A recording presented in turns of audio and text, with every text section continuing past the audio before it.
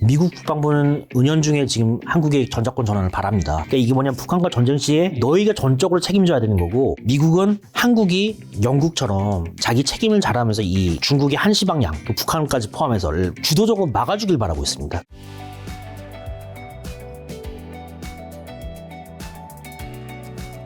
지금 핵 얘기를 계속 얘기해 주셔서 네. 세계 주요국들의 핵 전력 실상은 좀 어떻게 되나요? 학계에서 많이 인용하는 이제 수치가 미국 과학자 연맹이라는 곳이 FAS라고 하는데, 그 공식 통계를 낸 집계를 매년 오픈된 소스에서는 가장 신뢰가 있는 자료라고 보고 있습니다. 거기서 보면은 2023년 그 작년 기준이죠. 핵탄두 보유량은 이제 러시아가 5,889개, 그리고 미국이 5,244개, 중국이 410개, 북한이 이제 40개 플러스 알파로 보고 있는데, 이 북한 문제에 대해서는 사실은 굉장히 좀 보수적으로 보는 부분이 있는 거고요. 가령 랜드 연구소 같은 경우는 미국의 또 굉장히 높은 군사 싱크탱크죠. 일단 120개 정도로 보고 있습니다. 40개에서 100개 정도로 보고 있는 것 같습니다. 근데 러시아가 미국보다 핵이 더 많은데 미국이 국방비 그렇게 많이 써가면 러시아보다 핵을 더 많이 가질 수 있을 것 같은데 왜 좀 더 적은 거예요? 미국이 이제 냉전 시대에 있어서 이제 핵 감축 전략 협정을 하면서 이제 더 이상 늘리지 않겠다라고 이제 서로 약속을 했어요. 그렇기 때문에 이제 그 숫자에서의 스톱한 수치라고 보면 됩니다. 미국은 그 협정이 이제 맺어진 이후에 사실은 더 이상 그 핵을 늘리고 있지는 않은 상황입니다. 그리고 그거는 사실 러시아도 마찬가지인 거고요. 명목상으로는. 근데 중국이 지금 410개인데 중국이 현재 핵무기 학철 속도를 유지하면 2035년경에 약 1,500개가 실전 배치할 가능성이 높다고 하는데 중국의 핵무기 개수 이렇게 늘리는 이유가 좀 뭘까요? 이게 이제 큰 의미가 있는 건데, 일단 이거는 1,500개라는 숫자는 뭐 단순히 뭐 민간에서 추정한 숫자가 아닙니다. 미 국방부가 직접 발표한 숫자예요. 미 국방부가 발표한 거예요, 이거? 그 소스는 그러니까 어쨌든 CIA나 다른 이제 정보부서를 통해서 알겠죠. 그래서 이 숫자는 추적 확실하다는 거네, 거의. 그렇죠. 미국 의회에 직접 보고한 겁니다. 그러니까 미국 국민 앞에서 이제 증언을 한 거죠. 이 1,500개로 늘어날 것이다. 근데 이제 1,500개로 늘어난다는 게 결국은 러시아, 미국에 이어 이제 중국도 이제 세 자리 숫자 핵무기 국가로 이제 등극한다는 건데, 왜 핵이 많은 것이 중요하냐면은, 많은 사람들이 이제 핵 전쟁은 핵 한 번 쏘면 끝날 거라고 생각하지만 핵 억제 이론을 하는 사람들 관점에서는 그렇게 보고 있지는 않은 겁니다. 핵이라는 게 1차 공격, 2차 공격, 3차 공격이 있거든요. 그게 결국은 이제 핵의 숫자가 많은 국가가 결국은 유리할 수밖에 없는 거죠. 왜냐하면 한 번 핵을 쏜다고 해서 그 도시가 날아간다고 한들 전쟁이 끝나는 건 아니거든요. 그러면 2차 보복을 할 수 있는, 3차 보복을 할 수 있는 그런 역량을 갖고 있는 나라가 훨씬 더 압도적인 위치에 서게 되는 것이죠. 그렇기 때문에 중국은 핵 협박을 늘리기 위해서라면은 이제 숫자를 늘려갖고, 지금까지 이제 미중 패권이 시작되기 전까지만 해도 이제 많은 나라들이 중국도 스스로 그렇게 선언을 했고, 최소 억제력이라고 우리는 이제 소수의 핵무기만 갖고 있어. 그러니까 우리가 먼저 핵을 쏘지는 않을 거야 라고 주장을 했는데, 중국은 아직도 명목상으로는 이제 핵 불사용 원칙을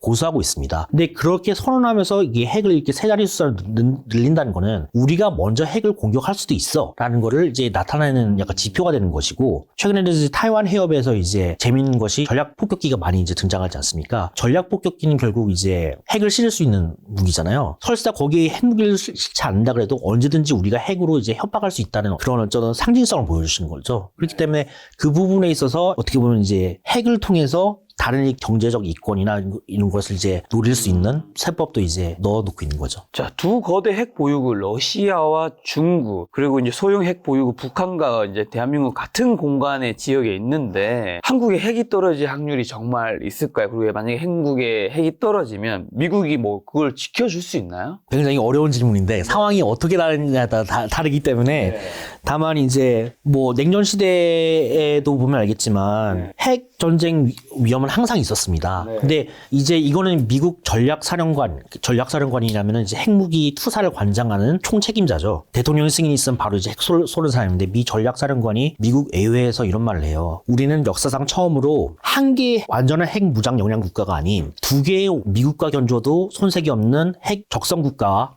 경쟁하는 시대에 왔다. 셈법이 훨씬 더 복잡해지는 거예요. 이제 미국의 핵무기가 이제 5,244개밖에 안 된다고 했잖아요. 그러면은 설사 예전 같았으면 소련만 생각하면 되는데, 이제는 소련도 생각해야 하고 중국도 생각해야 되고 북한도 생각해야 되는 겁니다. 핵무기 숫자는 한정돼 있고요. 그럼 얼마만큼을 이 핵전쟁을 벌이는 나라에게 사용할 것이냐, 그럼 비축 물량은 어떻게 될 것이냐. 그리고 이런 부분에 있어서 훨씬 더 세법이 복잡해지는 것이죠. 그리고 그렇기 때문에 만약에 한국이 남북전쟁에 있어서 북한이 전술핵 무기를 썼다고 했을 경우에 미국이 그거에 대한 상한 조건으로서 이제 미국은 분명히 핵보복을 항상 예고해왔기 때문에 북한을 쐈을 경우에 이것이 어쨌든 만약에 타이완과 연계돼서 중국도 핵보유국인데 중국이 또 핵 위협을 느껴가지고 또 어떻게 우발적으로 핵전쟁에 휘말릴 수 있는 가능성을 배제할 수 없는 것이죠. 시나리오긴 하지만. 만약에 이제 북한, 중국, 러시아 핵 위협 앞에서 미국의 핵 우사, 확장 억제력은 정말 좀 안전한가요? 이제 이 부분에 대해서는 사실 이제 제가 이제 미 국방부 관계자를 많이 취재해봤는데 확장 억제력의 신뢰성 부분에 있어서는 이제 북한이라는 이제 핵 보유국을 상대하는 데 있어서는 신뢰성에는 문제가 없다. 다만 메시징 차원에서 좀 부족한 부분이 많다고 얘기를 해요. 메시징이라는 게 결국 뭐냐면은 프랑스에서 이제 나온 이제 유명한 얘기죠. 프랑스의 핵무장 보유의 계기가 된 과연 미국 대통령은 뉴욕을 잃으면서까지 파리를 지켜줄 것인가? 그러지 않겠죠. 결국 왜냐하면 핵투사 최종 승인권은 이제 미국 대통령이 있기 때문에 그런 부분은 되게 동맹으로서는 정당한 부분이라고 보고요. 실제로 이제 트럼프 대통령 이제 북미 정상회담 이후에 그 모라토리엄이 이제 대륙간 탄도 미사일 쏘지 않겠다는 거였지만 단거리 미사일에서는 아무런 제재를 가하지 않았거든요. 그래서 엄청 많이 쐈습니다. 그러니까 그 부분에 대해서 일본이 놀라가지고 일본의 되게 오노데라 의원이라고 이렇게 방위백서를 작성하는 이제 고위급 의원이 있는데 굉장히 격앙된 반응으로 이제 워싱턴 DC에서 그러니까 트럼프 대통령이 미국이 안전하다는 이유만으로 이 북한이 이제 단거리 미사일로 핵을 장착할 수 있는데 이 부분에서 무신경하다면은 일본으로서는 심각하게 고려할 수밖에 없다면서 굉장히 격앙된 반응을 보여요. 그렇기 때문에 이런 대통령의 발언이 굉장히 중요한데 이런 부분에 있어서 이제 도널드 트럼프 때 있어서는 분명히 이제 신뢰성에 금이 간 건 사실이죠. 결국 대통령의 의지가 중요한 것인데 그 부분에 있어서는 이제 대통령 발언이 좀 우려스러운 부분은 분명히 있었던 것 같습니다. 북한의 비핵화는 현실적으로 가능할까요? 근데 현실적으로 쉽지 않겠죠, 이런 거는?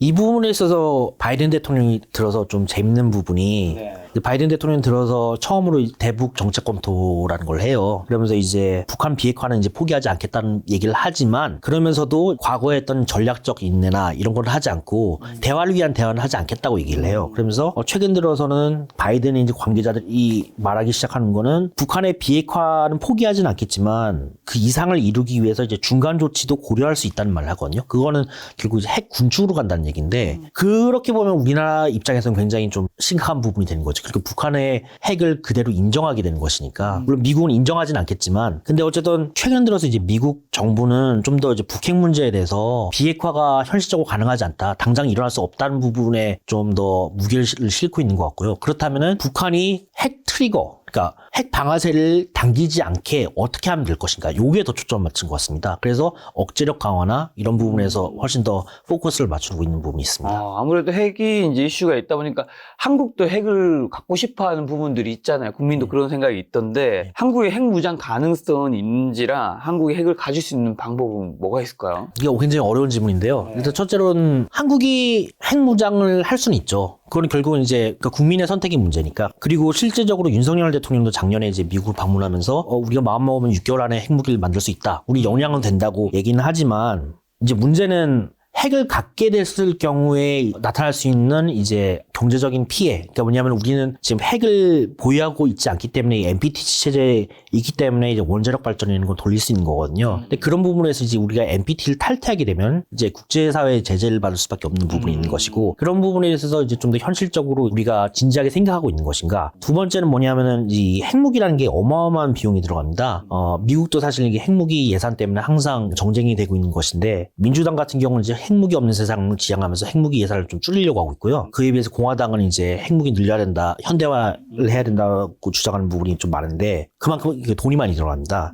근데 우리가 핵무장을 한다는 것은 결국은 이제 더 이상 미국의 핵우산이 필요 없다는 얘기가 되는 거거든요. 그거는 이제 어쨌든 도널드 트럼프 같은 대통령 같은 이제 고립주의를 지향하는 사람 입장에서는 굉장히 웰커밍한 말이 될 수 있는 거죠.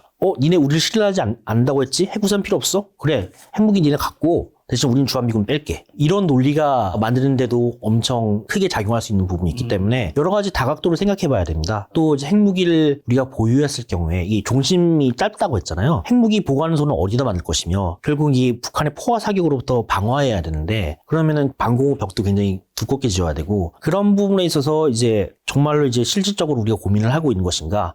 그리고 이제 북한도 이제 핵무기를 늘려나가고 있잖아요. 어디까지가 이제 핵 불균형을 맞출 수 있는 또 우리가 만약에 핵무기를 만들었다고 쳐요. 네. 그러면 이제 뭐 한두 개 만들었다고 치더라도 최소 추정하는 북한이 지금 40개잖아요. 결국 그 부분에 있어서 이제 언밸런스가 있는 거기 때문에 그런 부분도 좀 생각을 해야 되고 미국이 반대하는 가장 큰 이유는 어쨌든 이 NPT 체제를 이제 유지하기 위해서 엄청나게 그 신경 써왔는데 만약에 한국이 그런 선례를 남기게 되면은 이제 당장 핵 알레르기가 있는 일본 같은 경우도 핵무장으로 이루어질 수 있는 것이고 그렇게 되면 이제 핵 군비 경쟁이 벌어지는 상황이기 때문에 미국 입장에서는 달갑지 않은 것이죠. 자, 그럼 이제 미국은 한국을 진짜 동맹으로 생각하나요? 그럼요. 그거는 이제 실질적인 이유가 있습니다. 첫째로는 미국의 국익 관점에서 봤을 때 중국을 견제하기 위해서 가장 가까이 있는 그 역량 있는 국가가 일본하고 한국밖에 없습니다. 동북아시아에. 그렇죠. 그리고 한국 전쟁에서 희생된 장병이 2,600명 정도 되죠. 3,000명 가까이 되는데 미국이 지금까지 어쨌든 희생했던 그리고 미국이 투자했던 비용을 생각했을 때는 당연히 이제 동맹이라고 생각을 하죠. 다만 이제 미국이 생각하는 관점은 지금까지 우리가 이 냉전 시대에 있어서 이제 한국을 이렇게 키워줬다면은 미국이 이제 이 거대 패권 경쟁, 중국과 러시아의 경쟁에서 이제 우리 혼자만 할 수 없다. 그러니까 한국도 이제 참가하는 게 아니라 동맹으로서 지금까지 우리가 너희를 지원하는 입장이었다면 동맹이라는 건 쌍무적인 관계다라고 인식하게 된 거죠. 그래서 미국도 이제 동맹을 이제 계산할 때 모든 동맹을 똑같이 이렇게 대하는 건 아닙니다. 하지만 한국이 지탱 국가로 올라서는 이 시점에서는 훨씬 더 기여를 많이 해야 된다라는 관점이 그게 올바른 동맹의 관계가 아니겠느냐라고 이제 보는 관점이 커졌다고 봅니다. 저는 기자님 모시고 이제 우리는 미국을 모른다 이제 요 책을 주제로 여러 가지 이야기 좀 여쭤봤는데요. 그러니까 혈맹 미국이 한국이 정말로 원하는 것은 이제 한국도 이제 동맹 국가로서 미국의 동북 아시아에서 이제 뭔가 이슈가 있을 때 한국도 함께 뭔가 하길 바라는 거잖아요. 만약에 이제 한국이 어쨌든 북한과 전쟁 시에 한국에게 반드시 필요한 거는 좀 뭐라고 보시나요? 최근 트렌드를 봤을 때 아까 제가 이제 전자권 전환에 대해서도 얘기를 했지만 미국 국방부는 은연중에 지금 한국의 전자권 전환을 바랍니다. 이거는 사실 이게 보수 쪽에서나 진보 쪽에서나 깜짝 놀랄 수 있는 상황인 게 저도 이제 한국에서도 언론 기자를 했기 때문에 그때 있을 때까지만 해도 아 미국이 전자권 전환을 놓겠어? 약간 이런 관점이었거든요. 근데 미국은 한국이 영국처럼 자기 책임을 잘하면서 이 중국의 한시 방향, 그 북한까지 포함해서 주도적으로 막아주길 바라고 있습니다. 우리의 손을 거치지 않고. 그러면서 봤을 때 그 얘기는 이제 모든 관점을 이제 부담 분담 관점에서 생각을 해야 돼요. 그러니까 이게 뭐냐면 북한과 전쟁 시에 이제 미국의 관점에 있어서는 우리가 도와주긴 하겠지만 이것은 너희의 안보다. 그렇죠. 그렇기 때문에 너희가 전적으로 책임져야 되는 거고 희생 몸빵도 니네가 가장 먼저 해야 된다는 관점이 굉장히 커진 것 같습니다. 그래서 이와 관련해서 이제 미국 고위 관계자하고 이제 인터뷰한 결과 이런 얘기를 해요. 아프가니스탄에서 미군이 떠난 것과 우크라이나에서 그래도 우리가 간접적으로나마 지원하는 거의 차이가 무엇이냐. 그거는 결국은 그 나라 국민이 자기 국방을 수호할 의지가 있었느냐의 차이라는 거죠. 더 이상 이제 미국에게 모든 거를 이제 맡기지 말고, 그러니까 그 문제에 대해서는 이제 한국이 정말로 이제 싸울 의지가 있느냐를 보여주는 것이 굉장히 중요하고, 그런 의지를 보여줄 때만이 미국은 좀 더 적극적으로 협조할 수 있는 세상이 왔다고 저는 봅니다. 그럼 그런 부분 연결해서 도널드 트럼프가 예전에 왜 한국을 지켜줘야 돼? 우리는 엄청난 솜씨를 잇고 있어. 한국은 부자 나라잖아. 이런 말 했던데 이 말의 진짜 뉘앙스는 뭐예요? 의미가 어떤 거죠? 그거는 트럼프 대통령이 굉장히 거칠게 얘기했지만 많은 미 국방부 내 관계자들도 공감하는 부분입니다. 사실 이 비용 부분에서 봤을 때 정말로 이제 계산을 하면은 핵자산들이 이제 한반도 올 때의 비용이나 이런 걸 봤을 때 과연 한국의 안보에 있어서 누가 더 많이 돈을 투자하느냐 라는 부분에 있어서 이제 관점 차이가 분명히 있는 것이죠. 근데 이제 미국의 관점에 있어서 봤을 때는 한국은 자기 안보를 위해서 그러니까 미국보다 더 많이 할 부분이 충분히 있다라고 보는 관점이 있습니다. 오늘 이제 기자님 모시고 안보에 관해서 많은 이야기 들었는데요. 저희 시청자분들에게 안보와 관련해서 마지막으로 꼭 하시고 싶은 말씀이 있다면요. 이제 제가 앞서 이제 한반도 천동설을 얘기했는데, 저는 개인적으로 물론 이제 미국 연방정부 기관에서 이제 일했지만 이제 국적은 한국인이고요. 제가 2006년도에 아프가니스탄 파병을 이제 한국군 장병으로 갔습니다. 그래서 그때 이제 얼마 전에 기일이 했는데 이게 윤장호 하사죠. 저랑 같이 같이 이제 통역병으로 근무했던 이제 전우인데 탈레반이 일으킨 이제 폭탄 테러로 이제 전사를 했습니다. 그게 베트남 전쟁 이후 최초의 한국군 전사 사례였고 그 당시에는 이제 굉장히 큰 이슈가 됐는데 그 당시에 제가 이제 겪었던 일화는 이제 통역병이었으니까 미군 장교와 나눴던 대화 중에서 그 인상적인 것이 한 가지 있다면은 정말 고귀한 희생이긴 한데 솔직히 말해서 한국군은 지금까지 그 파병 기간 동안 한 명밖에 죽지 않았냐. 우리는 일주일 새에 10명 죽어나간다. 이런 말을 많이 했었어요. 그러면서 솔직히 많은 동맹국들이 후방에서만 생색을 내고 정작 이 문제, 9.11 테러라는 것은 사실 이제 세계 테러 문제고 알카에다라는 것은 미국만 공격한 게 아니라 이게 어떻게 보면 이제 세계가 모두 다 이제 관여해야 될 문제인데 미국만 지금 이제 피를 흘리고 있다는 부분을 이렇게 실토를 했어요. 그때 그분들이 이제 영관급이었는데 지금 뭐 다 장군은 워싱턴 DC에 이제 어떻게 보면은 고위 정책가들도 다 이제 승진한 케이스가 많거든요. 우리가 한반도 총동성을 겪는 동안 미국은 그 20년을 거치면서 이제 우리가 생각했던 이제 혈맹으로서의 미국이 아니라 그 냉전 시대의 혈맹이 아니라 점점 이제 기회비용을 따지게 된 미국으로 변화됐다는 것을 좀 유념할 필요가 있습니다. 이 부분에 대해서 우리 국익이 무엇인 것인지 좀 철저하게 따질 시점이 온 것이 아닌가라고 생각합니다. 요즘같이 이제 안보와 세계 전쟁에 많은 국민들이 이제 관심을 가진 시기에 이제 기자님이 출간하신 이제 우리는 미국을 모른다 이 책을 보신다면 훨씬 더 많은 이야기를 좀 알 수 있지 않을까 그런 생각이 또 들었습니다. 오늘 만나요. 저는 김동훈 기자님이었습니다. 지금까지 여러분 소중한 시간 함께 해주셔서 정말 감사합니다. 오늘도 김 작가였습니다. 고생 많으셨습니다. 감사합니다.